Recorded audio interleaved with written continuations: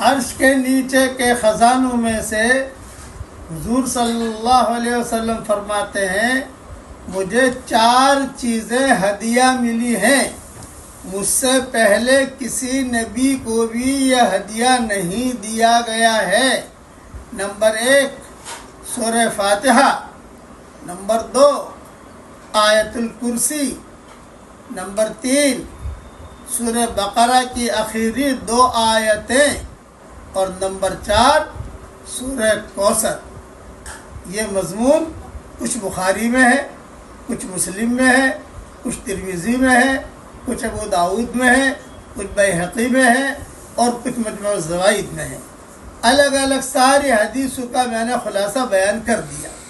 سلف صالحین کا معمول تھا کہ اسے اپنے بیوی بچوں سے بہت پڑھواتے تھے اور خود بھی پڑھتے تھے، اور پھر اس کو تعویذ بنا کر بھی اپنے پاس رکھتے تھے۔ میں آپ کو یہ 4 چیزیں لکھ کر بھیج رہا ہوں، سنبھال کر رکھیے۔